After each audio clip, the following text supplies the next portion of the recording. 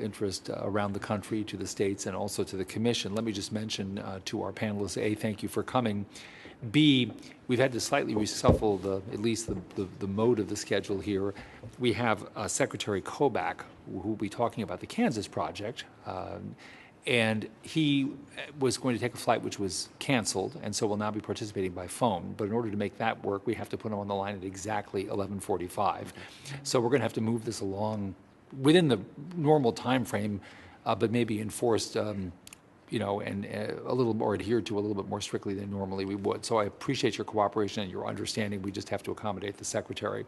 So let us begin however you'd like to begin. Yeah. Maybe David Becker, would you like to open? Thank you. Yeah, thank you, Commissioner Bauer. Good morning, Commissioners. Very good to be with you here today. As I think most of you know, I'm David Becker. I'm the director of the Election Initiatives team at the Pew Charitable Trust, and it's very nice to be with you here today. Pew's been working with election officials and experts in this field to improve the administration of elections in this country for several years. After the 2008 presidential election, we invited over 200 experts, campaign operatives, media, state and local election officials from all over the country to a convening to look back at the election and look forward to possible areas of reform. Several of you were at that convening.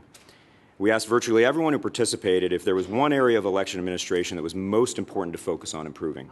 And the response was virtually unanimous. Republicans, Democrats, election officials, and academics all agreed that voter registration was the one area most in need of repair. And the reason is pretty clear.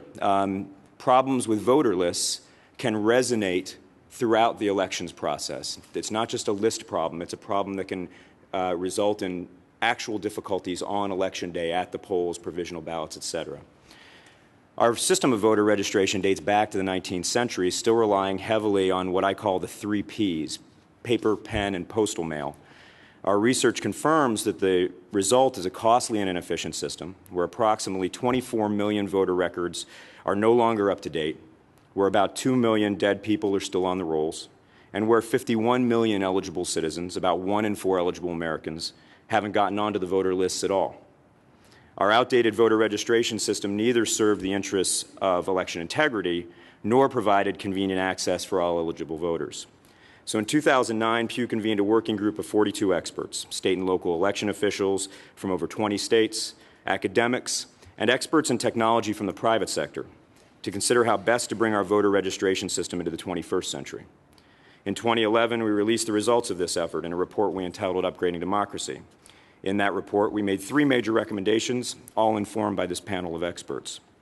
First, we worked with states to expand the implementation of online voter registration, which had been proven to improve the integrity of the rolls, significantly reduce costs, all while enhancing convenience for the voter. As a result, we went from 2 states offering online registration in 2008 to 13 states offering it in 2012.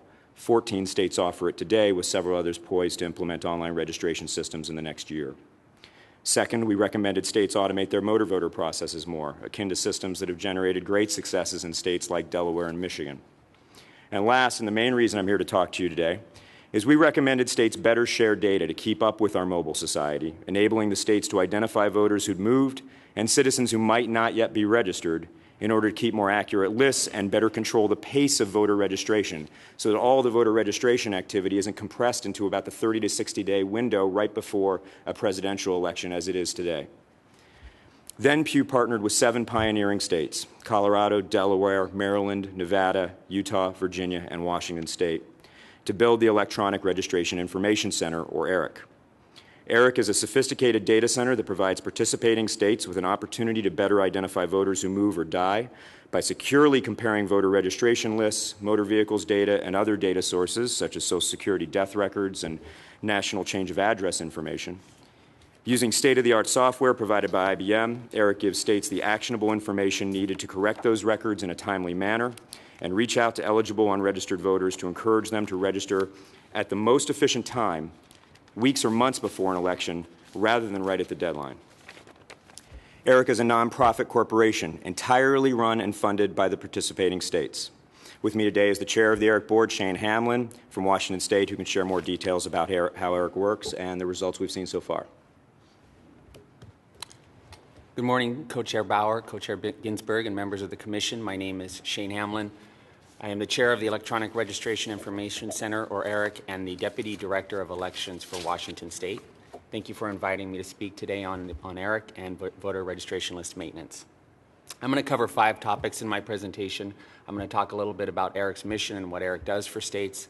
I'm going to talk about Washington State's experience with ERIC, including a specific example with one of the reports we get from ERIC. I'm going to share a couple of benefits to states by participating in ERIC, some of which David's mentioned. I'll talk about a couple of others as well. I'm going to touch briefly on privacy and security, and then close by talking about the importance of looking at voter registration and what ERIC can do to help it. ERIC's mission is to assist states with improving the accuracy of America's voter rolls and to increase access to voter registration for all eligible citizens. Using powerful data matching technologies, ERIC provides more comprehensive and accurate information by analyzing voter registration information and driver information from participating states, and it also looks at Social Security death index and national change of address data. Using reports from ERIC, elections administrators can more confidently remove duplicate registrations, cancel registrations of deceased voters, better process address updates and address changes, and better manage and more efficiently manage records of voters who move and then register in another state. And they can do this and they can act on these ERIC reports and do this all in a manner that complies with federal laws that protect voter rights, but also require states to maintain clean rolls. ERIC also identifies, as David mentioned, residents in our state that are not registered but are eligible, giving states an opportunity to, giving states information to conduct targeted, more efficient voter registration outreach programs. So what's my state's experience? To understand my state's experience with ERIC, I want to start by giving you a couple of points to consider and put Washington in context with other states. We have 3.9 million registered voters. All of our elections are conducted by mail, so list maintenance is essential. And elections are conducted at the county level by 39 separately elected county auditors. A couple of weeks ago, we broke new ground in my state when we began updating 53,000 voter registration records and mailed voter registration information to a little over 140,000 unregistered but potentially eligible residents. And we could not have done either of those on this scale and this efficiently without participating in ERIC. Washington has a long history of conducting list maintenance activities like most states that comply with NVRA and HAVA. We do routine duplicate checks and deceased checks. We've participated in cross-state voter registration comparisons with Oregon and Alaska using off-the-shelf software, and we just joined the Kansas State Interstate Project. But given the technology available to us in ERIC, we know we can do a lot better. So how much better was ERIC matching than what we currently do? I'm going to give you an example using the deceased voter report we got from ERIC, our first report from ERIC on deceased voters. The new system identified 947 deceased voters that we had missed using our routine processes. That's 25% more records than we found in our process. And I think this demonstrates the real value of ERIC. We've used National Social Security Death Index for years. We use the same data as ERIC, but because it is more sophisticated and powerful than what we can do in our shop, it found 25% more records. That's 947 voters, deceased voters, those are ballots in my state that will not get mailed, and that is a huge improvement in our processes. What are some of the other benefits to states? ERIC states should see cleaner voter rolls, which means cost savings at elections time, the fewer problems at the polls, fewer provisional ballots cast, and that gets to some of the bigger issues that you are looking at in your work here. ERIC members will see cost savings through joint purchases of data services. By pooling resources as ERIC members, individual states will not have to purchase access to the Social Security Death Index or national change of address data. And as David talked about, that voter registration activity that occurs over a 48-month cycle and peaks at a presidential election voter registration deadline, over time we should see that activity spread across a more manageable period of time so that our local elections officials can more efficiently manage voter registrations and people are on the rolls in a timely manner. And finally, but perhaps less tangible, a benefit of participating in an ERIC is that it demonstrates to stakeholders, interest groups, campaigns, candidates, the media, and our legislators that we're doing everything we can to maintain accurate rolls and protect the integrity of our rolls, but also to reach out to ineligible residents and get them registered. So a comment on the data and security and privacy. Privacy and security were built into ERIC from the beginning. The ERIC work group asked the Center for Democracy and Technology to review the ERIC governance structure and technical design, and the Center's recommendations were incorporated into ERIC. ERIC member states retain control over their data. ERIC is not a national voter registration database. Sensitive data is anonymized, which means it's rendered unintelligible to humans. It's done twice, when it leaves the state and as it goes into ERIC. So sensitive data, you can't tell what it is on the ERIC's end, and you can't tell in another state or if you got the data what it is. Data is sent in a secure manner to ERIC, and ERIC, the system, the program itself, the IBM software, is not accessible on the internet. And like I said, I will close with some comments on why voter registration is so important and how ERIC can help. As you know from hearing the testimony today and probably from your other public hearings, voter registration is a key consideration when election administrators are planning an election. It's a critical variable in any discussion about resource allocation, and resource allocation decisions certainly impact the voter experience on Election Day. Coming from a state that had one of the closest gubernatorial elections in U.S. history, I know that public trust in the outcome in an election begins with trust in the voter registration process. The public expects voter rolls to be clean, but they also expect voter registration to be easy and convenient. And elections administrators have a duty to maintain accurate voter rolls, but this can be a real challenge for the reasons you heard earlier. We rely on a very antiquated system that's inefficient, costly, and error-prone. And as research demonstrates, we simply cannot keep up with a highly mobile society. Modernizing voter registration will help improve other aspects of elections administration that impact the voter experience. Better data sharing through programs like ERIC is a vital part of modernizing our registration system. It provides states with a powerful new set of tools that will improve the accuracy of our rolls and expand access to voter registration, achieving both goals more efficiently. So thank you for the opportunity to talk about ERIC, and I'd be happy to answer any questions you have.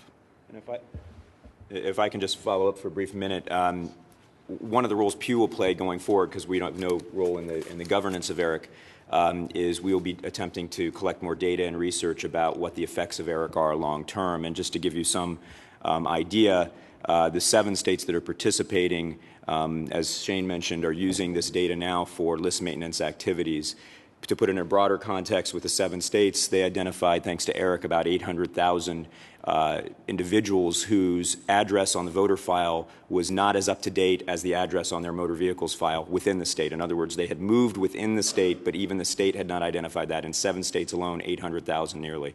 They had identified about 100,000 people, almost 100,000, who had moved from one of the ERIC states to another of the ERIC states. That's just mobility within those 7 states that we mentioned, 100,000 voters. And then it identified about 23,000 dead people who still had records in those states on the lists. And then even ERIC identified about 14,000 duplicates that were on the lists in those 7 states. That was something the statewide voter registration databases were supposed to catch, but they don't always have all the data necessary to be able to match a record to another record. So ERIC is already demonstrating some benefits to the states that have participated, and will continue to document what those effects are. As a result of some of this research, which Shane has helped collect and disseminate, there have been several states that have approached the other ERIC states. We anticipate several more will be joining in the coming year. Thank you very much. And now we'll proceed to questions. Commissioner Thomas, then Grayson, then McGeehan. Thank you.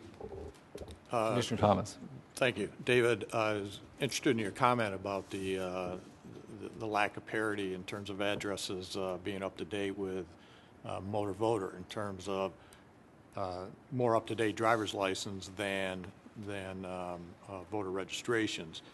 And it seems, we've just celebrated 20 years under the NVRA, and I think it's pretty clear there's an abject failure of DMVs to do what they are required to do under federal law, and that's been reflected in a lot of the data that the EAC has actually collected.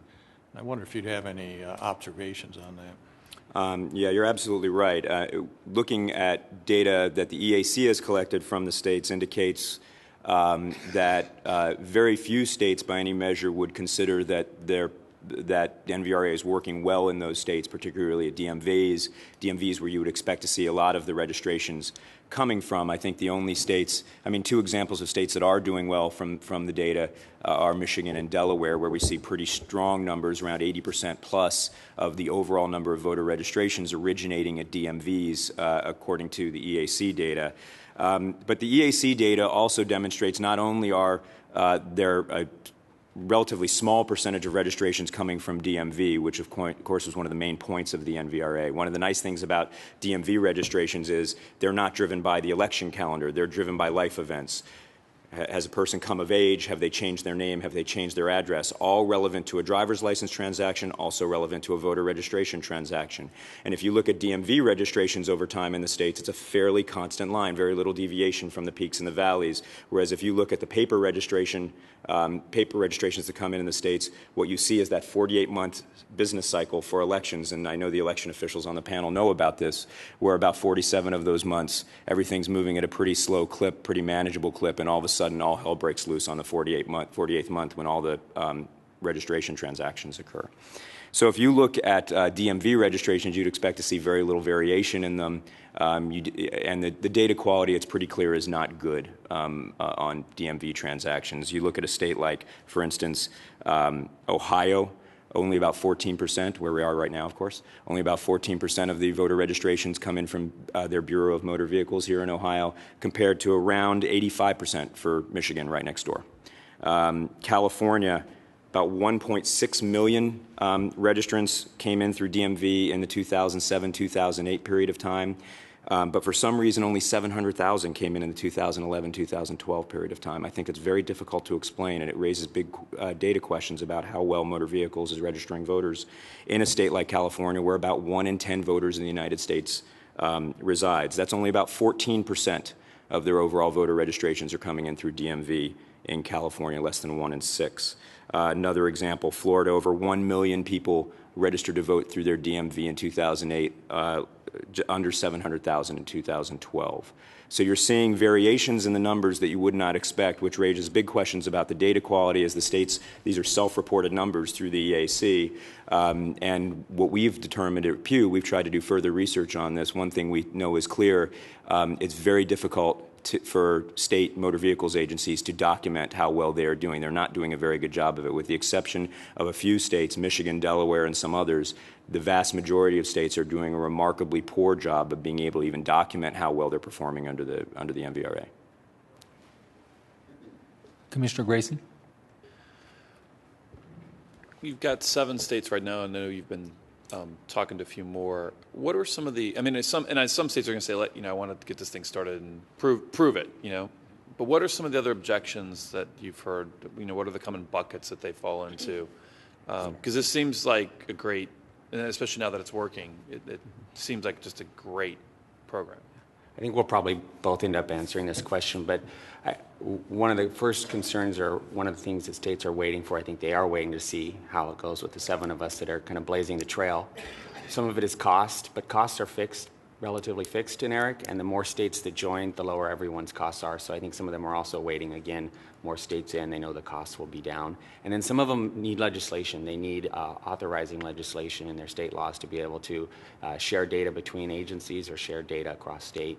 Those of us that are in either got legislation to do that early on in the process, or we already had the authority in our law. On the cost, if I could follow up, does the cost savings that you see from not having to mail ballots to dead people? I know sometimes states distribute money to localities based on how many registered voters they have, so that's a cost saving. When you wash that all out, it's still a pretty good deal. Yes, I think it will be. So we're early enough in the process that we haven't been able to identify all of the cost savings, quantify all the cost savings. Yeah. But I think most of the cost savings are going to go to the locals, which is great. That's where they really need to go. But on the state side, we'll see cost savings by not subscribing to data services, and probably, hopefully, printing fewer voter registration forms, and other activities at the state level. And I should just add, there's kind of front-end and back-end savings for the states that participate. The front-end savings are what Shane mentioned. They no longer have to each state foot the bill for all of these data services they were getting. They were using staff time and resources to do this often difficult matching between two data sources that was taking a lot of time and effort. And so there's front-end savings there where now all of the data that's coming out of ERIC is designed to be actionable data. It's been pre-vetted. And then the back-end savings are, as you suggest, not only are you not mailing stuff out to voters who are no longer in your jurisdiction or eligible to vote or who are dead, but you're also seeing reductions in provisional ballots and things like that that are driven by bad addresses in the voter list. And what our job at Pew is going to be is we're going to try to get good data on that to document that and publish it. Okay, thanks. Last two questions, Commissioner McGeehan and Co-Chair Ginsburg.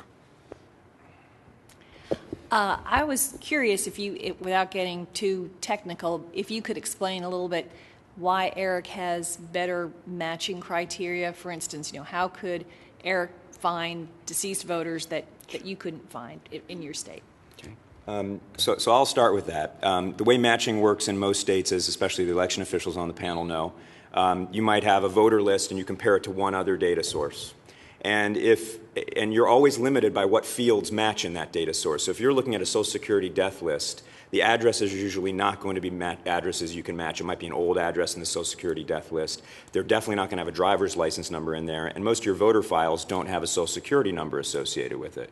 So all you might have between your voter list and the Social Security death list is a name and birth date match. Well, that poses a big problem because, of course, people might use a different name on their voter list. There might be errors in the voter list. I often talk about this. If you have a David Becker on one list born on January 1st, a David Becker on another list born on January 2nd, there are four possibilities. One is that the same person in January 1st is correct. Two, that the same person in January 2nd is correct. Three, they're the same person, and this actually happens. January 1st and January 2nd are both wrong. And four, there are different people with very close birth dates. And no human being can tell you which of those four it is based on that information alone.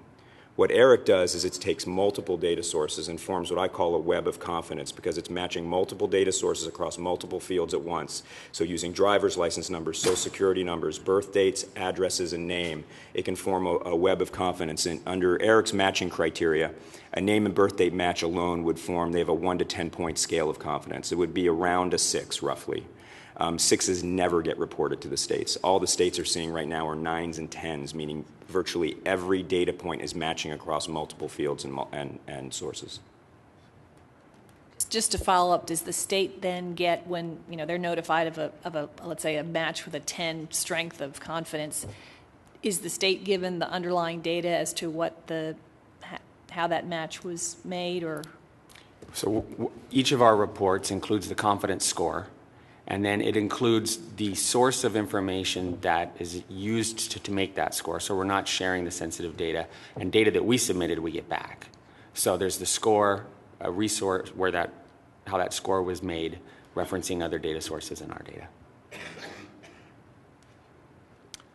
Shane, you had mentioned that Washington recently joined the Kansas Compact. Secretary Kobach will be with us momentarily, but could you discuss a little bit why Washington made that decision and the interaction between the two programs? Are they complementary? Okay. I think they are complementary. They're certainly apples and oranges for sure. So ERIC is prospective going forward real-time data checks, or very close to real-time data checks that we can use to keep the list up to date almost every other month, depending on what cycle we're on. The Kansas Interstate Project is a look back at the last general election, and that match occurs in January. We haven't done the match yet because we will in January of 2014, looking back at this 2013 general election. So they're really different purposes. They're tools with different purposes. And so in some ways complementary. That's why we're joining, because it will help identify it. One of the things it identifies is people who may have voted in more than one jurisdiction. One of the trade-offs with joining Kansas is we know there's a lot of work on the back end when we get those reports back from Kansas. Because of the matching is not as sophisticated in the sense they don't have access to the same software we're using. We know there'll be more work on our end to make sure that those matches are really true matches before we pursue prosecution if it's a double vote, for example. So more work on the back end for states. It's a look back. ERIC is looking real time and going forward. If I could, just a real quick follow-up on that. In terms of the amount of work that you have to do on the back end, can you give us some feeling for error rate or other adjustments that you have to make sure that what you receive is accurate? And you're referring to the Kansas project? Because you mentioned the back-end work that was required. So in our preparations for joining Kansas, we've talked with a couple states who are in the Kansas project, and there is one state that's in both, Colorado. And from the Director of Elections Colorado's comments, we can anticipate a few weeks' worth of work for one staff person to go through those reports when they get back, and that's pretty much full-time for 3 to 5 weeks. And then that's just combing through the data. And then the process of action, if you have suspected double voters, as the elections officials here know, that can take weeks or months to work through those cases and work with law enforcement to investigate and bring those to closure. Okay, thank you very much. This has been extremely helpful. Thank you. And we much appreciate it. We're now going to hear about the Kansas project from Secretary Kobach Thank you. by phone. Hello, So- can you all hear me? Is that the Secretary? Yeah, I'm here. Can you hear me? We can hear you. Thank you very much. And if you can't hear us, let us know. We're very happy to have you. The Commission appreciates very much your making the accommodation in light of the travel difficulties that you ran into. And so please proceed.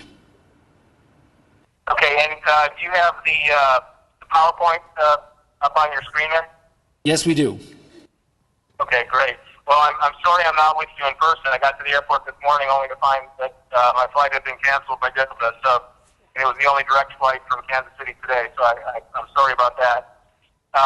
But I thought we could walk through this and field your questions. Also with me is our elections director, Brad Bryant, who's been director of elections in Kansas for around 30 years, so he's got a wealth of experience in this area. But yeah, if we could maybe advance the slide to go to like the third slide that says National Voter Registration Act of 1993. You know, the NVRA, of course, informs and directs a lot of what we do as secretaries of state and election administrators. But if you see the section 2, which is defining the purposes of the NVRA, subsection 4 is ensuring accurate and current voter registration rules. And some of the other purposes are more easily accomplished than others. You know, so for example, you know, getting registration out to government agencies and making registration available at government agencies is, you know, it's kind of self-explanatory how that can be done. But maintaining the voter rolls is something you're talking about right now, obviously, in your discussion of Eric, maintaining the accuracy of voter rolls. But the means to get to that end are not always crystal clear. And the Interstate Crosscheck, the Kansas project, really started as a Midwestern project to see if it would help 4 Midwestern states, and it's really turned into, I believe, a very effective mechanism for satisfying that subpoint 4 of the purpose of the NVRA.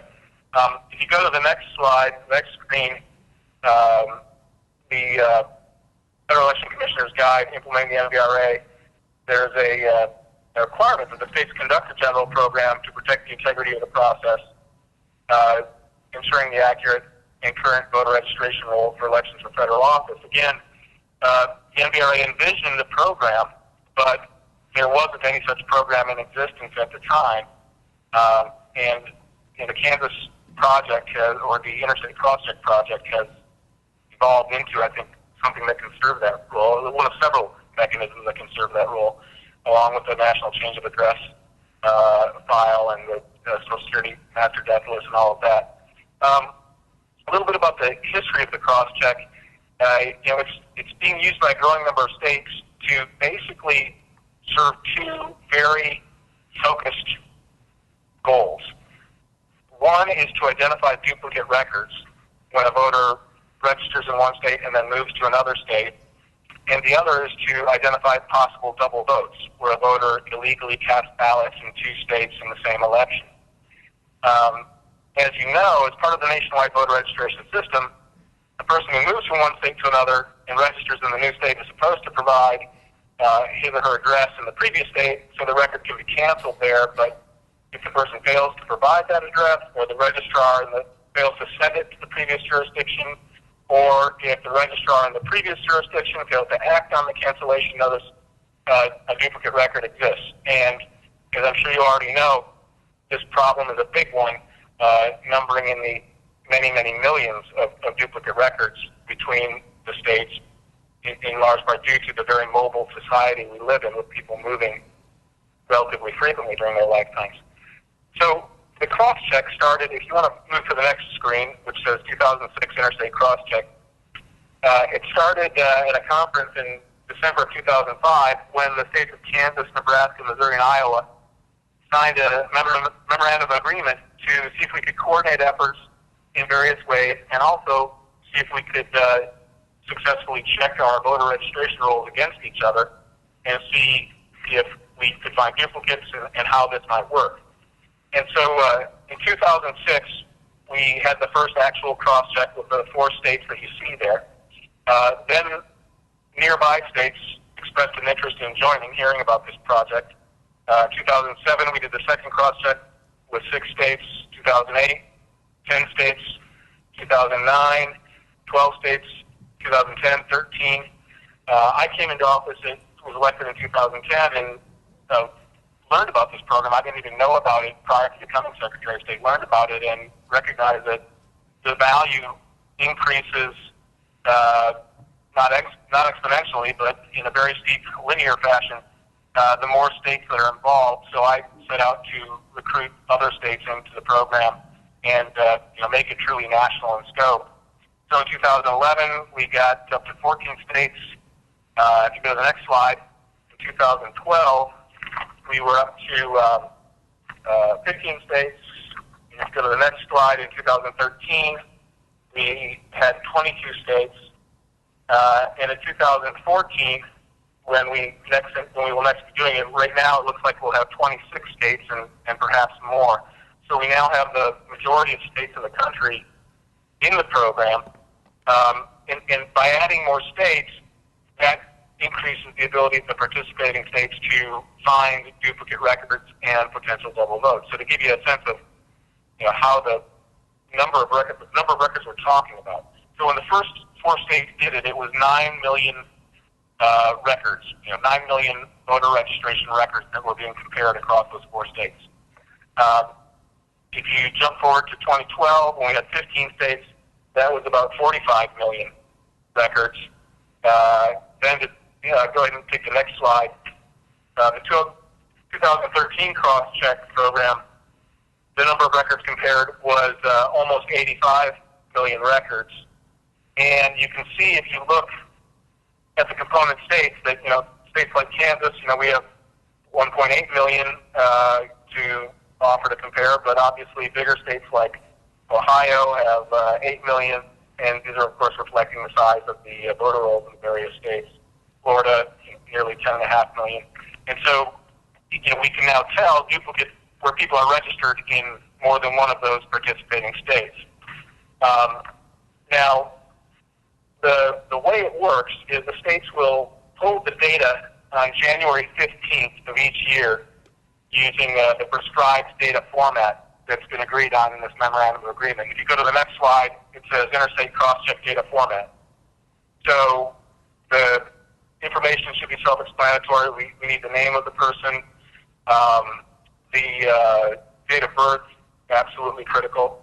The last 4 social, if it's available. I think as I heard the tail end of the previous presentation, and that's correct, the majority of voters do not have that, but we do have them for a substantial number of voters. I think, roughly a third, give or take. And the date of registration, and then, very critical, did they vote in the last election? We upload the data to a secure FTP site that's hosted by Arkansas. If you want to go to the next slide, how does it work? As soon as all the state files are uploaded, the Kansas Secretary of State IT department pulls the data, runs the comparison of the files, and uploads the results to the FTP site by early February. And then each state downloads those results from the FTP site, hosted by Arkansas, and processes the results according to their own laws and regulations. And then a critical part of all of this, in my mind, is the last bullet point there, and that is that we delete all of the data after the cross-check is run. So no other state retains custody of the voter rolls of any other state. And I think that's important for security. It's important for peace of mind of voters and elected officials. And so it's a one-time thing we do in January, and then the data is destroyed. But the states get this information illustrating when you have duplicate files. So if you go to the next slide, which I think may have some gee-whiz features to it. So you have a potential match being shown.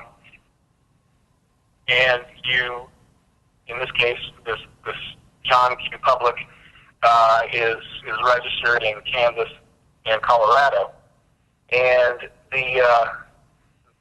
that's the nature of we say potential match, because obviously you don't then, none of the states then just take that individual off the voter rolls in the previous state. At that point, most states will then mail an NBRA-style confirmation notice to voters who appear to have moved to another state based on the crosscheck. And this requires comparing the registration dates. Obviously, the state with the older registration date mails the confirmation notices. And once the confirmation notice is mailed to the registrant, either we get a confirmation from the voter that, yes, I have moved to the other state and can be removed from the roll of the previous state, or if there is no response, then the voter can be placed on the inactive list as defined in the NBRA. And as you know, being inactive means the registrant is subject to cancellation after the second federal general election succeeding the mailing of the notice. And most states will have the actual management of their voter rolls done by their county election officials. The actual removal of the person from the voter rolls, if that ultimately happens, and the mailing of the notice is typically done at the county level. If you go to the next slide, which is should be a grid, and I don't know if you can see the numbers or not based on the size of your screen there, but basically that grid shows the number of matches between each of the participating states. Secretary, if I may interrupt you just for a second, you might want to give us an example, because it is a little bit hard for us to make out with the visual display that we have here. Okay, yeah, let me do that. So basically on the vertical and horizontal columns, you just basically have the names of the participating states. And then the numbers you see, hopefully you'll have a hard copy you can look at more closely at some future point. But the numbers show the duplicate records between those two states. So for example, if you were to line up Kansas and Colorado, you would find that the number is about 12,000. And that's not surprising, because of all the states that Kansas compares against, we have the greatest number of duplicate records with Colorado. And so you find that neighboring states typically have a very high number of duplicates. Now, again, we're a relatively small state population-wise, so 12,000 is a big number for us. But if you compare Georgia, and you look at some of the states that Georgia has the highest number of duplicates with, if you line up the Georgia and Louisiana columns, you get 22,000. Again, neighboring states. Also, if you have a major metro area along a state line, you typically have a lot of movement of people across the state line. They buy a house first in one state, then they move to the other state. And so, for example, the St. Louis area, which sits on the Missouri-Illinois state line, you see 45,000 between Missouri and Illinois. Again, very large number of duplicates. Cincinnati, where you guys are right now. If you look at Ohio and Kentucky, you see 57,000 duplicates. Indeed, that's, I think, the highest number of any two states comparing their records in our whole list. So metro areas on a state line or neighboring states tend to produce the highest number of duplicates. You also see a lot of duplicates with the state of Florida and the state of Arizona, because, of course, snowbirds will have a second residence, and they may register at that second residence, not canceling their registration in their first state, or they may just retire to the sunnier climes of Arizona or Florida. If you go to the next slide, which says total potential matches 5,033,000, those are the results from the 2013 Crosscheck. So you can see with each state, those are the number of duplicate records that were found in that state's voter rolls, comparing it against the other participating states. So in Kansas, we found 130 20,000, but if you look at Florida, over 500,000 duplicate records. So people registered in Florida and also registered in the other state. And again, we say potential because nothing's confirmed until we go through the procedures of the MVRA and let the two federal election cycles occur, or the voter himself confirms that he's dual registered. So to go to the next slide, it says success in Kansas. This goes to the other purpose of Crosscheck, and that is tracking double voting. And, obviously in the national discourse, there's lots of talk about voter fraud and the extent to which it exists. But one form of illegal voting is pretty common, and it seems to be widespread across the country and across different age groups, demographic groups, and that's double voting. It seems like a lot of people realize that they're registered in two states, and they try to pull a fast one and vote in both states, whether it's someone who has a vacation home and says, hey, I think I can vote in this state too, or a student at college who realizes he or she's registered in the home state and in the college state. It just seems to happen a lot.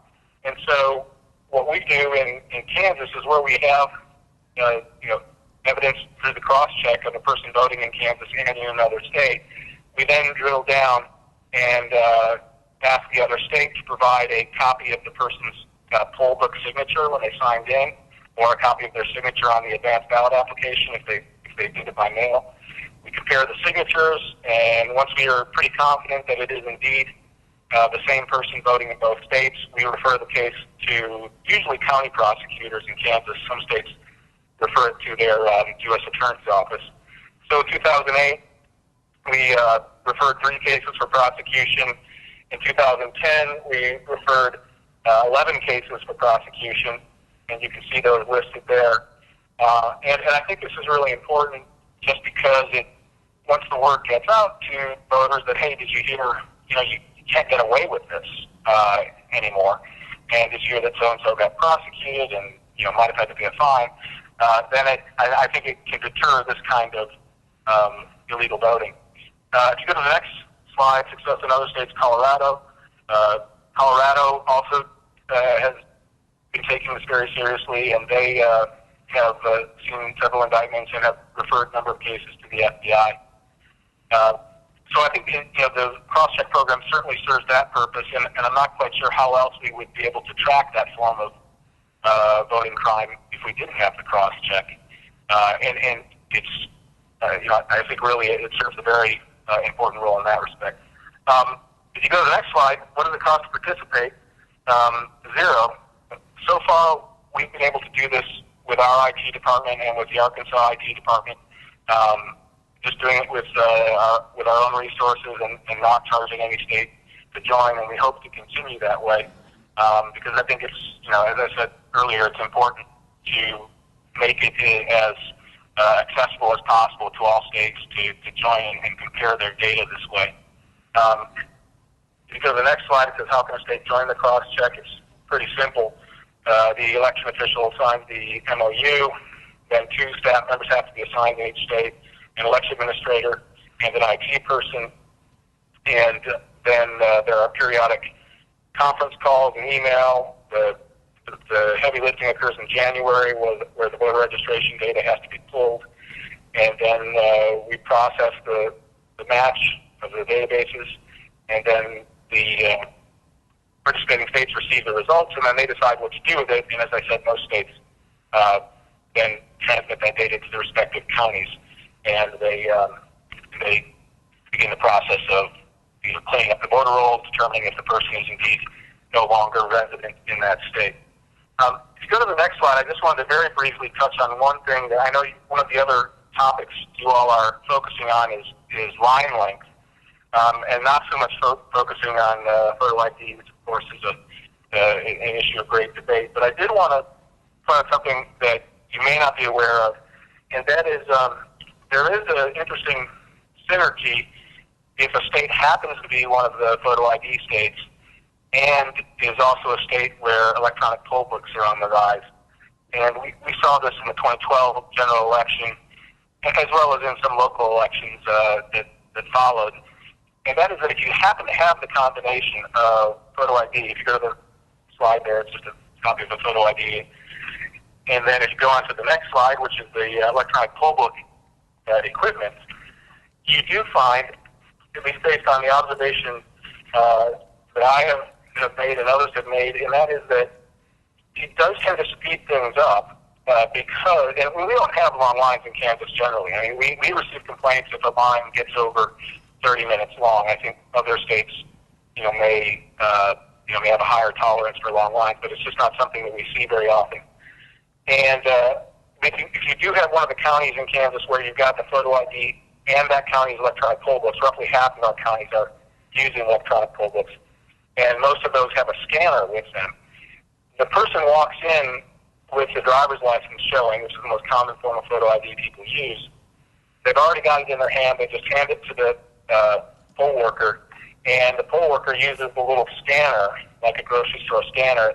And if you go to the last screen in the presentation, the person's picture pops up on the screen, the person's signature pops up on the screen, and the information necessary to assign the proper ballot to that individual also pops up on the screen. So it's very quick. And we've seen those counties in our state that have the electronic poll books really, and the scanners, just the lines moving lickety-split. I've really been impressed watching how much faster those lines move. So it is an interesting synergy if a state has the photo ID, which of course it should result in the state doing a public education campaign reminding people to bring their photo ID to the polls, which we did in Kansas, and I'm pretty sure most of the other states are doing, that have photo ID rules.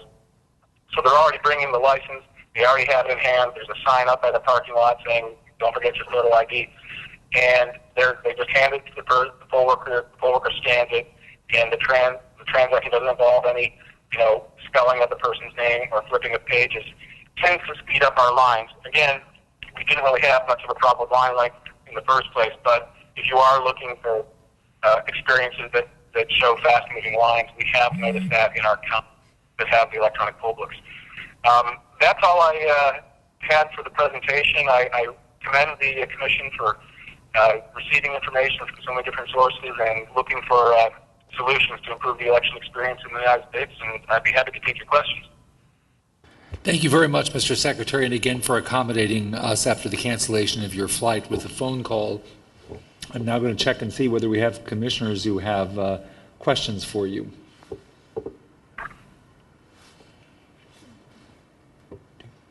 Co-Chair Ginsburg. Thanks again for joining us, Secretary, and sorry about the magic skies sort of failing you. We heard earlier, as I think you know, from the folks who run the ERIC project, and I asked them the same question to sort of compare the two and to discuss a little bit if they're compatible among states, which was basically their opinion, but I think we'd benefit from hearing yours as well about the ERIC project and how states can use both. Sure. Your question, it's a little harder on our end to hear you, but I think your question was, can we compare ERIC and interstate Crosscheck and talk a little bit about how the two compare and whether a state might want to use both? Yes, that's the question. Thanks. Well, I think as one of the previous panelists mentioned that I heard, they are complementary, and I think that's the right way to think of it. They do different things in the same field, but they are different programs that serve different purposes. So, certainly the interstate Crosscheck is more of as I understand ERIC, is more passive in the sense the state submits its data and the state gets this information back. And it's also backward looking. So we're looking back at the past election, but it has important consequences looking forward. How quickly can you get your how well can you keep your voter rolls managed and clean and up to date? So it is it's different in that respect. It's something that I'm not sure exactly if ERIC could do this, but I think determining whether double votes have occurred might be more difficult to do with Eric. But they both serve their purpose. And as I understand how Eric works, a participating state can log into this system and can gain information about a voter that they might have some question as to the voter's residence or history or anything they need to know about that voter, whereas we don't maintain a database 365 days a year that the participating states can log into. Ours is just a one-time check that I think provides a lot of valuable information, but it is that one-time check. So, ours serves the purpose of identifying dual registrations and identifying them very quickly and passively.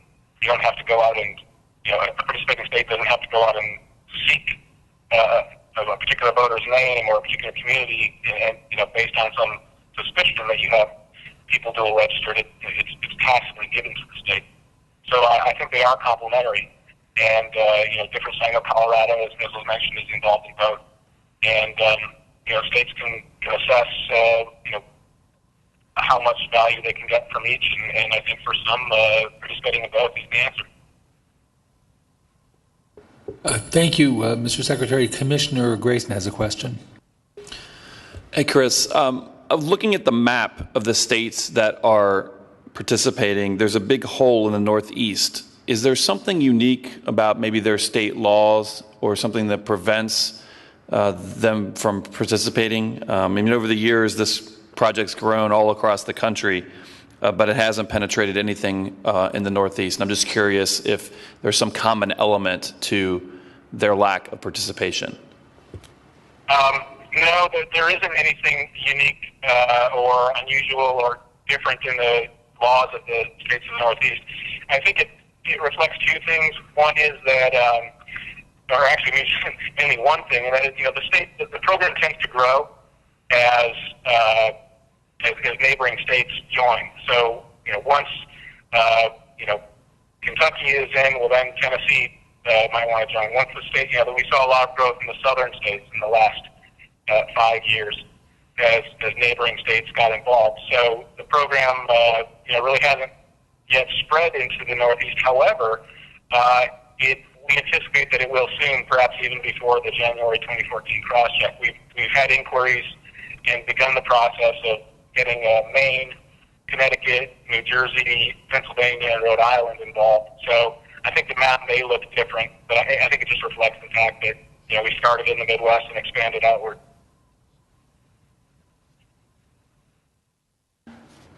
I believe the commissioners have no further questions. Thank you very much for your testimony, Mr. Secretary, and for joining us today by phone. And we will have this on the record and part of our deliberations. Thank you very much. It's my pleasure. Thank you. With the conclusion of that testimony, we will recess and resume again at 1:15. Thank you.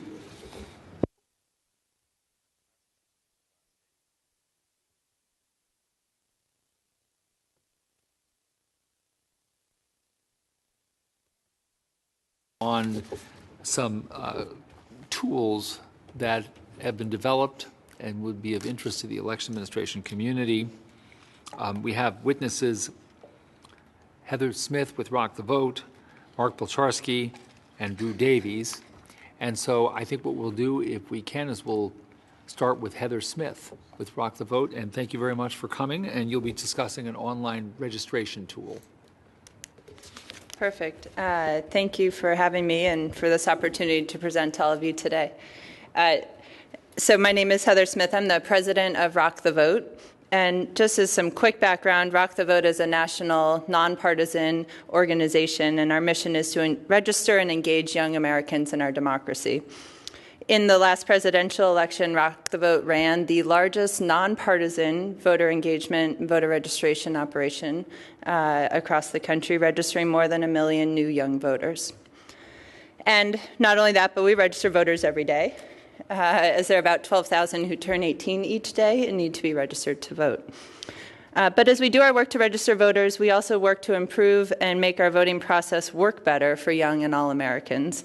We believe that right now the adoption of online voter registration by states is presenting a truly unique opportunity to both improve the election day experience and rethink how all of us together, whether you're a third-party registration agency, MVRA agency, an elections official, a foundation, or just an average citizen, to actually improve our voter system in pursuit of the shared goal of promoting the administration of elections in a manner that is both efficient and inclusive.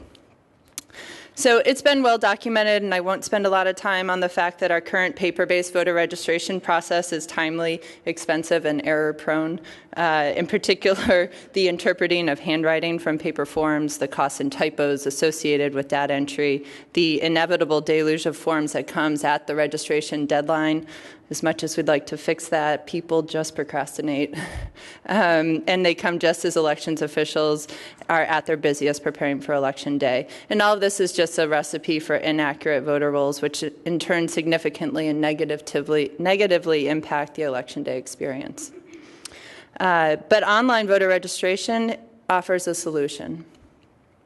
One, it improves the accuracy of voter files by eliminating user errors when they fill out their voter registration form. When they have to data enter a form, we can make it so they can't put today's date in their birthday line. We can also make it that it's typewritten so that it's double-checked and submitted to the state, so you eliminate the error from handwriting. Second, it also reduces costs for elections officials, eliminating the data entry of those forms and freeing up valuable and limited resources for those election offices. So with these accuracy and cost benefits, it's no surprise and quite promising that states across the country are moving to online registration systems. As of today, 13 states have complete online voter registration systems that allow both change of address and new registration. 6 are beginning implementation, and another handful are considering legislation. And support for online registration reaches across the aisle. These states are spread across the political spectrum. So as these online tools and systems are implemented, we at Rock the Vote believe it's critical that we learn from the early adopters and make online registration work particularly well for the elections officials and the citizens using this process. And I am honored to make a few of those recommendations here today. So at Rock the Vote, we've been developing and utilizing online voter registration tools since 1996. So this is our 17th year. They look very different now than they did in 96. But we've been working at them in an attempt to make the registration process just easier and more streamlined for these new voters. It allows us to put voter registration, a little tool online in front of voters no matter where they are, on whatever websites they're on. The way it works is this widget lives today on over 25,000 websites, and the user, the applicant, clicks on it.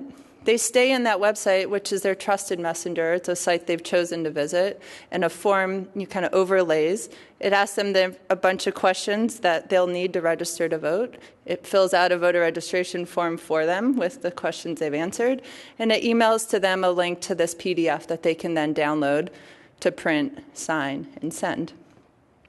Through this kind of application form, this tool, more than 5 million voters have completed a voter registration form and mailed it to the appropriate county or state elections office. This widget we've also made free and available to anyone who wants to embed it on his or her website, blog, Facebook page, etc.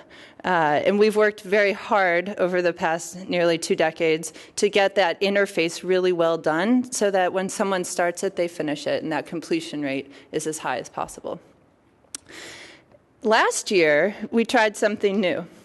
We actually worked with the state elections offices in California, Nevada, and Washington to explore how to take our tools and sync them with the online voter registration systems that are being set up in those states.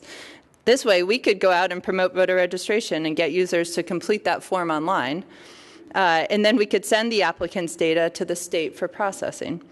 We will, through this fully electronic process, then eliminate the need for the applicant to print and mail, which, as you can imagine, finding a printer and a post office for new voters today is getting exceedingly harder. But it also eliminates the needs for an election form to rekey or redata enter that form when it shows up in their office. They're getting the data electronically.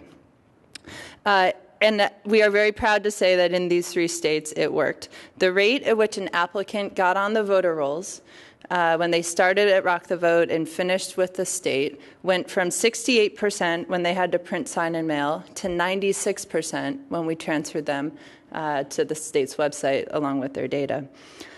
This for us meant an increase of over 300,000 new voters getting on the rolls. And the applicant obviously registered entirely online, so there was 0 data entry required by the states. So based on these pilots and a bunch of research that Rock the Vote and our partners conducted in 2012 and in years prior, I'd like to make a few recommendations on how to best implement a online voter registration system as we look to take these to scale.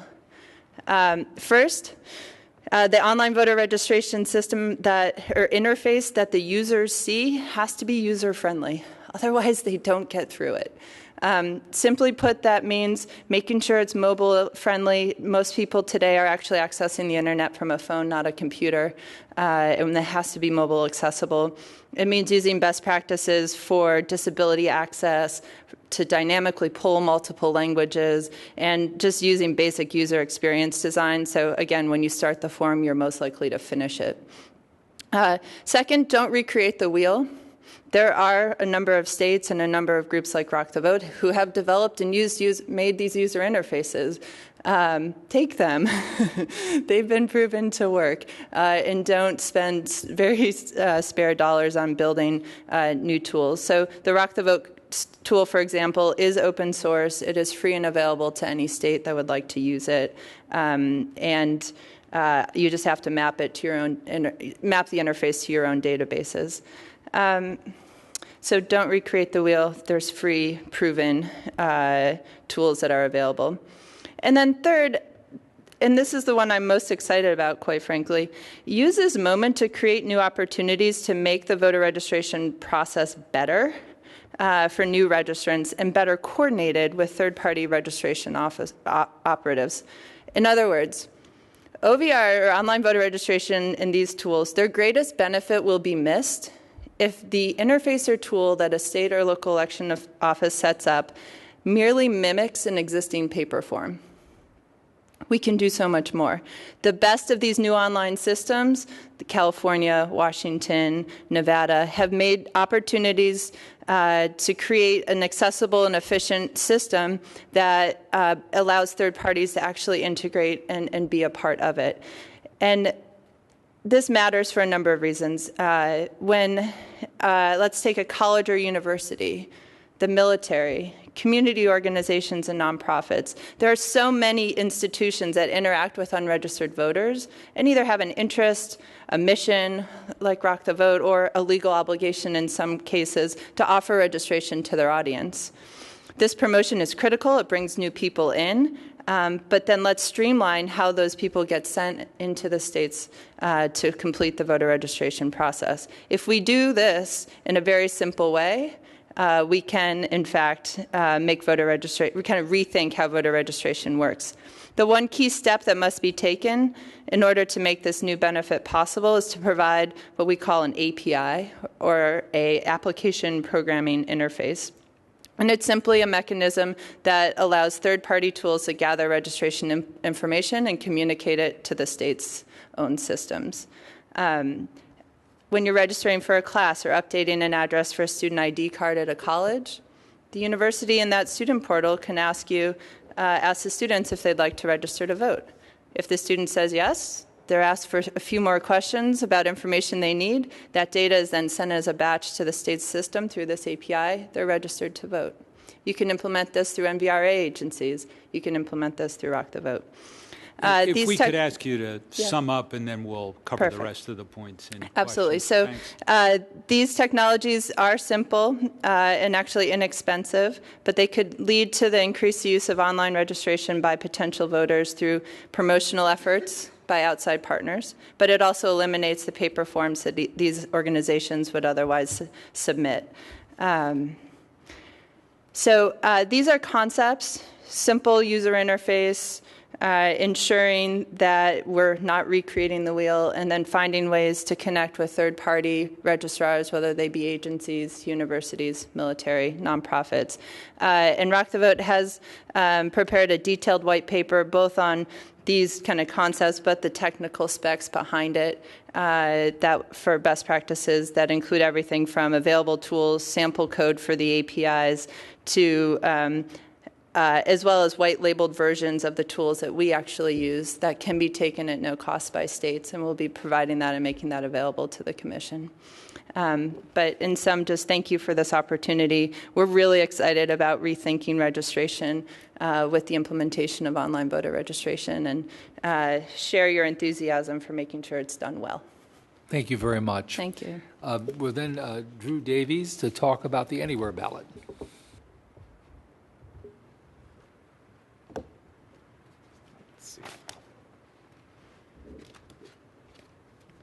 Should be a slide coming up. Or is it hooked to yours? I think they want. Mark's next on the list. But then we'll go to Mark Polcharski, and he'll talk. Excuse me one second. So, Mark, you're set up at the moment? Is that what I'm... Pardon me? Yes. Okay, so actually, let me introduce Mark Polcharski, and he is going to be talking about a resource allocation tool that he devised, and please proceed. Thank you. Thank you for inviting me to speak and participate in this. It's a very interesting project. By way of introduction, my name is Mark Polcharski. I've spent many of the previous years as a professor of computer science at a college near Chicago till recently. Prior to that, way back in ancient times, I was in 1980. I was one of the first. I started and was president of one of the first software publishing companies back in the days of the Apple II and the early Macs and stuff like that. But the reason you've got me here is because last year I spent a year working at the president's re-election headquarters, and I ran a small tech problem-solving group that worked with different departments throughout the campaign. And one of the issues that came to us was one of our groups was looking to kind of get a handle on the wait time issues and where they might expect problems, where things might develop, and to have something that they could take around and talk to election officials to maybe address the problems or help them out with resource allocation. So they had a previous application running off a spreadsheet, which is some mathematical calculations. But we did a lot of research. This is all built on other people's research and data. A lot of these resources have been quoted before. Doug Spencer and Zach Markowitz from UC Berkeley, Ted Allen at Ohio State, Yuri Yang from University of Cincinnati here, Bill and Arthur Edelstein with their research, and several other projects. Anyway, and plus some data we collected on our own at the Wisconsin recall election. So what we've got here on the screen is this app that we put together. It runs in a web browser, so it's portable, will work anywhere. And you've got the option of loading it up with some data, so you don't have to do so, but for demonstration purposes, I've got Hamilton County, Ohio loaded in here, and all the precincts. And I've just randomly chosen one that it's got some potential wait times based on some voodoo, I guess. Here, let me zoom in a little bit here so you can see a little bit more of what's going on.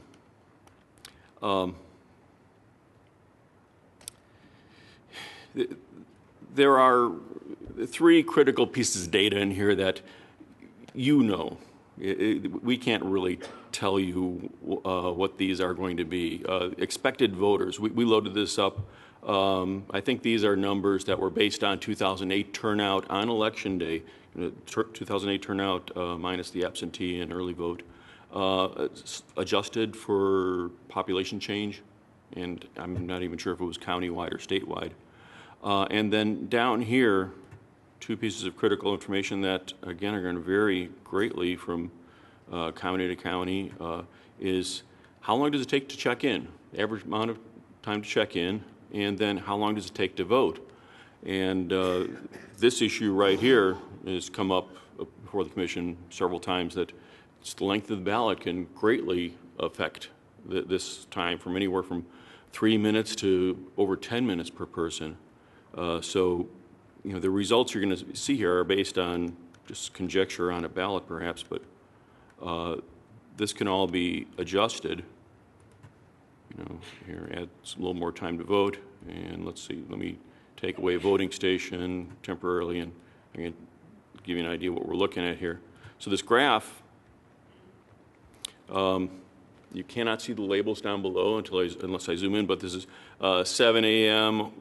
Through 8 p.m., so these are the times across the day, and then on the left side, 15 minutes, 30 minutes, 45 minutes, 60 minutes. So I've set up a scenario right here where it's showing that around 6 or 7 p.m., we've got about an hour wait. The yellow is the wait time for check-in. So these people are going to wait about 20 minutes for check-in and about another 40 minutes to vote at a voting station. And you can play around with these and adjust, you know, okay, add another voting station, and, oh, that went away. We still have a check-in wait. Add another check-in station, and boom, you're, well, got a little line of voting stations now. All these pieces of data can be modified and played with to kind of give you an idea of what's going to happen. A little note on the colors here. I used yellow and violet here. Originally, I tried to be very patriotic about it, and with a white background, I used red and blue until the first person walked by and said, "Ooh, is that the wait time for the Republicans and the Democrats?" No, wait. So you might decide to go with neutral colors there, I suppose. Some of the settings in here, it's running a simulation on arrivals at a polling place based on pretty good data on arrival time. That's probably the best data we had is what times a day do people arrive at the polls. The Doug Spencer research I quoted, he had a lot of data from California where they had grad students out measuring time. We measured some arrival times at the recall election in Wisconsin. There were several other sources we got that from. And you can choose a pattern here, but let me show you. If you click on one of these, show arrival pattern, it shows what arrival we're using here. So this is showing, you know, a peak in the morning. This is the most typical, an early morning peak, a little bit of a bump in the afternoon, and then your big rush later in the day. You can say, well, no, I've got a mid-morning peak instead, and or you know, adjust it based on what you may know about a specific precinct. It's running the simulation here. Again, I better zoom in a little bit so you can see. 20 times it's simulating 20 polling days with the same data. If you say, okay, let's do it once and show me what you actually used.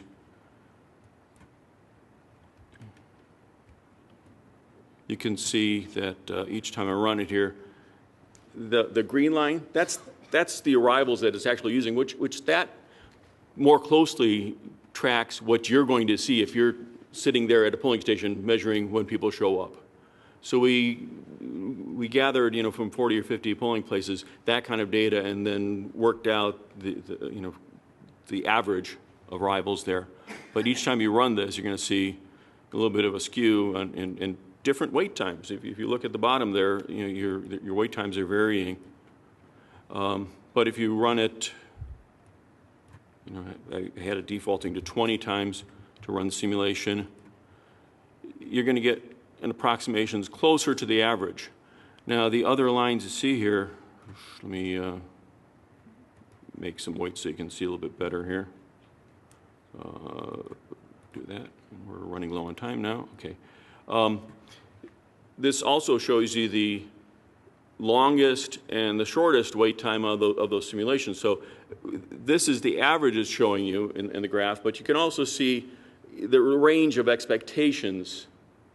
So, you may have a polling place set up perfectly that it's going to show no wait time, but you can't control for a busload of people showing up all at the same time, or just 10 people all showing up at 5:05, and some of them are going to have to wait. So these are the kind of variations you see. So you can play with that and get an idea of the range of results. The last thing I'll close with here is if you do load up data into it, you can also go for the entire county or the entire group set of data and fill in what your resource allocation is. In this case, this is a conjecture for Hamilton County, and you can run it on the entire data set, and it takes a little bit longer because you're running how many precincts here, but it'll click up in a second here. There we go. And if you click on a column heading here, the setup that I've got here is showing that these precincts are potential issues with longer wait times, where the ones down at the bottom here are in better shape. And this data can be saved, and you can work through this with the entire county's data and mess around with resource allocation based on what you know about potential turnout, et cetera. So I'll wrap with that and pass the baton. Thank you very much. I appreciate it, and we'll come back to you with questions. Mr. Davies. I'm going to let him get a slide up here. There you go. That's the last one. One second for me. Commissioners, thank you for the opportunity to address you today. My name is Drew Davies. I'm the owner of Oxide Design Co. and the National Design Director for AIGA Design for Democracy. I believe deeply in the right of every American citizen to clearly and easily cast their ballot as they intend. To that end, I've been working for the last 7 years on the usability and design of ballots in the voting process. Much of that work is culminated in what we now call the Anywhere ballot. The ultimate question regarding accessible elections is, what if anyone could vote on any device, anywhere, at any time? The Anywhere ballot is our answer to that question. It's a digital ballot marking interface. It's responsive, accessible, and open source. Anywhere ballot is a ballot template using current web standards that voters can use to mark a ballot on their own electronic device using their own familiar or assistive technology. A voting system using the Anywhere ballot template would present a voter with a ballot on their own device when and where they choose, up to the close of polling on Election Day.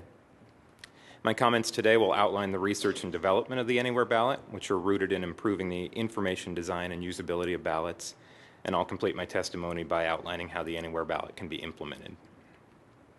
By starting with the most challenging situations and working towards the center, we've already improved ballot usability across many audience groups by optimizing and clarifying ballot design and implementing plain language standards. Future usability testing with additional groups will allow us to address an even broader range of accessibility needs. Our work on paper ballots lays the foundation for building an Anywhere ballot interface that's the most clear, usable ballot solution for all voters.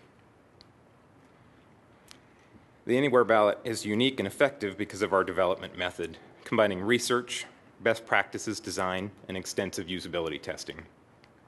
Key team members were involved in seminal ballot design projects over the last 10 years that helped us identify what it's like for people to actually use ballots. Our project team also included researchers with experience designing online information and interactions. In combination, the key team members have worked on hundreds of printed forms and digital interfaces with a huge range of user groups, which gave us a great head start designing the Anywhere ballot. We drafted our first ballot prototype based on insights from earlier research. Of particular importance to our work were two reports. The first was AIGA Design for Democracy's report to the U.S. Election Assistance Commission, Effective Designs for the Administration of Federal Elections, published in 2007. The second, Language of Instructions on Ballots, was published by the National Institute of Standards and Technology in 2008. We employed rapid, iterative usability testing to measure the accuracy and performance of our ballot prototypes. In a usability test, the design team observes while a user interacts with a prototype without training or helping the user. Our design team incorporated design changes at the end of each session in response to observations during that session. Those new design changes were then tested during the next session. Iterative testing of our ballot prototypes revealed flaws in the design that we could modify immediately. The usability testing participants, some of whom have low literacy, some of whom have cognitive issues, helped us unlock many of the challenging puzzles of creating a digital ballot. 33 sessions with real people revealed moments of discovery that clarified language and interaction. Based on this testing, we discovered that the Anywhere ballot is a meaningful tool for voters with high and low literacy and voters with mild cognitive issues. Our team also focused on incorporating the concept of plain interaction, that is, paring the ballot design down to only the essential fewest steps necessary to complete the action of voting. Plain interaction allows maximal focus on the voter's immediate interaction with the ballot. Much of this design project was about taking things away rather than adding them in order to make the ballot easier to use. Our focus on designing plain interaction means that it's much easier for voters to infer what to do from how the design looks and behaves. In other words, it's completely intuitive. When we were able to pare the language, interaction, and steps down to the essentials, voters were effective and efficient in marking their ballots. They were satisfied that they had voted the way they intended. The Anywhere ballot is important because it defines a single best practices ballot interface on which everyone can vote. We envision a time when all voters can use the same voting system when they get to the polling place, no matter the location, or even vote remotely. Currently, election officials and poll workers are trained on at least 2 different systems. People with disabilities who make it to polling places are segregated, voting on a different voting system than the people who don't identify as disabled. Voters living abroad or stationed overseas are often voting on another completely different system or not able to vote at all. We believe there will be a time soon when using a ballot like the Anywhere ballot on touchscreen technology that's readily available and relatively inexpensive will make it possible for almost anyone to vote easily, privately, and independently on the very same system. From a usability standpoint, Anywhere ballot establishes a best practices visual language for digital ballot design and presents an exemplar of plain interaction design. It proposes important interaction conventions to prevent voters from making mistakes and refines what's known about plain language for instructions on ballots. Perhaps most importantly, the Anywhere ballot is uniquely poised for implementation in real-world elections. The Anywhere ballot doesn't replace any current systems. It's a ballot marking interface, not an election management system. Consequently, it could be implemented within the context of many existing systems. This interface is one piece in the development of new options that are taking a different approach to what voting system means. It could and should be the interface for all of those systems. One reason it took so long for the best practice optical scan ballot designs to gain ground was that none of the voting systems actually supported the recommended guidelines. To implement the Anywhere ballot, we need a voting system that supports best practice digital ballot design. Accessible ballot marking devices and UOCAVA blank ballot delivery systems offer perfect test beds for jurisdictions to try the Anywhere ballot. Newer commercial systems and systems being designed in places like Los Angeles and Travis counties, we hope, will be the next step for implementation of Anywhere ballot. The Anywhere ballot was funded by the Accessible Voting Technology Initiative of ITF through a grant from the EAC. The entire template's under a Creative Commons license, and we can easily make the CSS and HTML accessible to anyone who'd like to use it. We've also developed a pattern library that describes all of the major elements of the design. My team would be delighted to partner with vendors and jurisdictions to implement Anywhere ballot, to work in real jurisdictions under real election laws and pilot it with real voters in real elections. And finally, anyone can try out the Anywhere ballot prototype on any device with a browser right now at anywhereballot.com. Thank you again to all the commissioners for your time and consideration today. I very much appreciate it. Thank you very much. And now what we'll do is see whether we have questions here on the commission. Commissioner Patrick. Thank you. My question is for for Mr. Bo, I'm going to mispronounce it. I'm very sorry. I thought I had it, and then there was just no way. So my apologies. First thing I tell my students is just call me Mark. Okay, I will certainly do that. And because I have just butchered your name, I did want to tell you that when I first received this, I played on it all day long. And one of the things that I thought was so impactful, which it would be great if you could speak to it just momentarily, or even if we could have a demonstration of it, because it struck me that when you did set up a situation or identify a scenario where there would be lines, so whether it's because of a long ballot, if you add 2 minutes more in the amount of time it takes to vote that ballot, so you have a couple extra propositions or some additional local races being added to the ballot, how dramatic that impact was, but how you could mitigate it by adding one more voting station or, doing some other thing. So it was a very powerful tool to be able to first identify on the front end how important and how impactful those things are, and then how you could potentially help to mitigate that. Now, that's all in the caveat that the local administrator, one, has such knowledge, and two, has resources to say, you know what, I still have all sorts of voting equipment. I'll make sure I put one more there, or more booths there, that sort of thing. But I just thought it was a wonderful tool. Well, thank you. Further question? Commissioner Lomax. Also for Mark. Did you have a chance after the election to go back and look at some of these counties that had 4 and 5 hour lines and see how accurate you would have been predicting it? Not as much time as I would have liked, since after the election, headquarters wound down pretty quickly, a couple of days. I did have a lot of anecdotal response. Some of the one of the counties with vote centers, I won't say where, but we had run this and identified potential vote centers that would have wait times, and that indeed happened.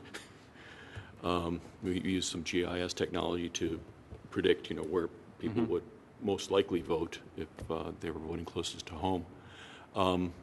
We also had at least 1 or 2 places where they used this to solve problems on election day, where wait time had gotten to about an hour and a half in one college location, and they, quickly, our person who was down there observing, ran it with the current scenario, what they had set up, and what we were projecting for turnout there, and sure enough, it said you're going to have hour and a half waits, and they played around with check-in stations and voting stations, found out that if they added one check-in station, wait time should go down to 10 minutes, and it did. So that was encouraging to hear. But I don't have a lot of follow-up data. I've spoken to some people in the last 2 days that we're going to look at some of the things that actually happened and try to refine this. I don't have I did not name check Charles Stewart. I will now. I didn't have access to his trove of data. So, I'd like to take a look at some of that and, work with the commission on some of the other data you're collecting and try to refine this further if possible. Thank you. Professor Persley. Can I just ask, following up on that, just to think about how, if the institution of early voting affects how you might make this more complicated, and by that I mean because this is basically a one-day calculator, right? Right. And so just to think about as jurisdictions extend and contract the number of days that there might be for voting, whether there's some other variation on this that they might want to think about. One of the rival scenarios we had was, a flat line, pretty much steady throughout the day, Saturday type thing. We were using it for some of the early voting centers, trying to predict what turnout would be. The thing is, we didn't have much data as far as what to expect day by day early vote. There was a little bit, but not enough to be real solid at that point. There was some side research into the impact of early voting, and we found that like those 10 days before the election were the most important and the weekends were very important. The weekend voting really can mitigate some of that late in the day bump quite a bit. So I know that question has come up before the commission prior. So. Commissioner Grayson. Heather, you were talking about the role that APIs play in this, and we're seeing more and more states doing online registration. How many of those are building in APIs that are, I guess, more public-facing in some respect, where somebody like Rock the Vote could have some access or some other group? And are there states that are doing a better job with that, or are they open to this? I'm just because it's great that we have this momentum on online registration, but it'd be even greater, as you said, if we could have an API that could allow tools like this to make it even more effective. Yeah, it really would be. And as somebody who runs the largest third-party voter registration organization, it's a funny thing to say, but my interest lines up perfectly with those running elections, which is I don't want my volunteers carrying around a bunch of forms and having that liability, and who knows how, and it's a lot of work to, So if we could start the process and have that just sent electronically over to the states for the state to finish it, gosh, wouldn't that be better and better for everyone? So I really think it's a win-win for everyone involved, which, so we've had very little opposition to it. It's just that we just started. So. Is there a standard API format that you've been pushing or that has been shown to be more effective?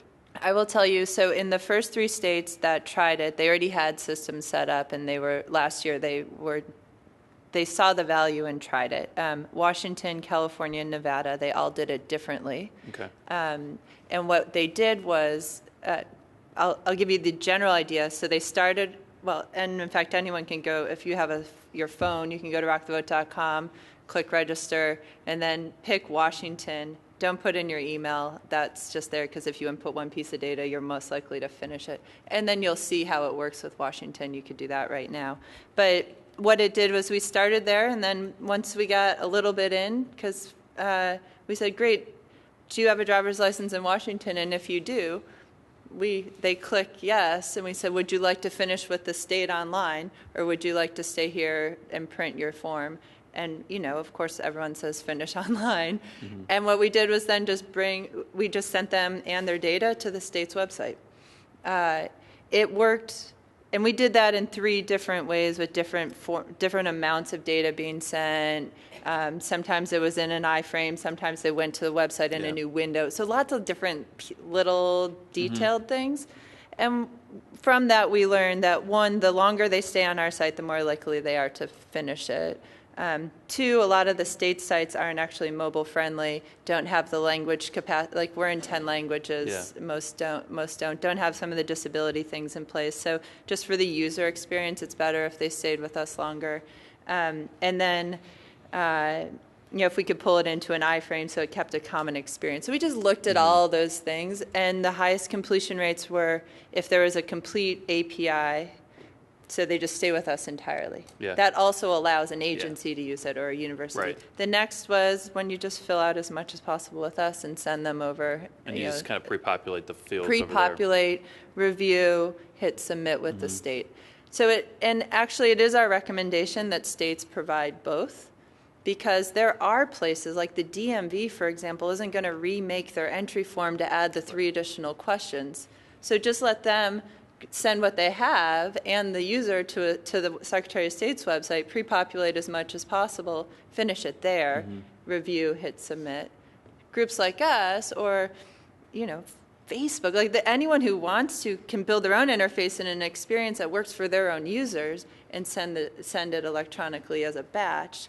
That's better for us. So those 2 systems, or those 2 kind of technical solutions, are super simple to implement. They don't cost a lot of money. They'll save a ton. And we actually, so the first state to implement the full API will be Virginia. They're building it right now. Okay. California is redoing their system, so cover 2. In May, you'll see a much better that process that actually implements that second piece where we get a person 90% through. We send them to the state where it's all pre-populated. They'll review and hit submit on the state site. and we continue to kind of build on these models. But we've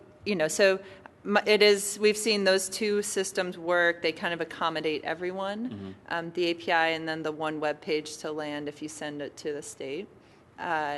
We have API code that we've worked out with Virginia that we're testing right now but should be finalized soon that the state will build. We have code for the tools that get people through it that are very simple. You can either use ours, which you can just go to rockthevote.com/partner and take it for free right now, or you can just take the code and map it to your own server and put it on your own website. And so the tools exist, and the code that worked best in these 2012 tests, we're in the process of finalizing, and we'll be making that publicly available for sure. Thanks. Does that help? That was perfect. Okay, Thanks. great. Sometimes it gets a little technical. But Maybe not was perfect for me. Maybe not for some of those. Thank you. Any further questions? Commissioner Thomas. Heather, when you have them printed out and mail it, are you putting a QR form or barcode on those so that clerks could scan it and get the data that way and not have to retype? Yeah, it's a great question. We've done two things that are both. One is we have a barcode, so when the user prints it, signs it, puts it in the mail, we then know when that's a USPS barcode. It has a name, I can't remember, but that way when it goes through the mail, we're able to we can track that. That way we follow up with anyone who printed it but didn't mail it in. And so we call that our chase, but we spend a ton of time and money following up with those voters. So there's that USPS code on the outside. Because when they print, it prints with the address to mail it to, so they just fold it over, stick it in the mail. The second thing is, right now it doesn't have a barcode for the elections offices, the counties, to scan, but that technology is built in. It's just not turned on. And it's not turned on because no one was using it. But it's very easy for us to turn back on. And the one county that we worked with on developing it was LA County, so Dean Logan there. Because we've sent about 250,000 forms to their office every presidential cycle. So he was very eager to not have to rekey something that was already data entered. So they had to work with their system, with the DIM system that they use to allow it to basically, with like a scanner, to scan the code, pull the data down from, we set up a database where it doesn't have the personal ID information, but it has all the other stuff that they could then pull from. They would just enter because we destroy the personal information, we don't want to keep it. They just enter that and then can hit submit. So that does exist for the data pull, and it's easy to turn on or off.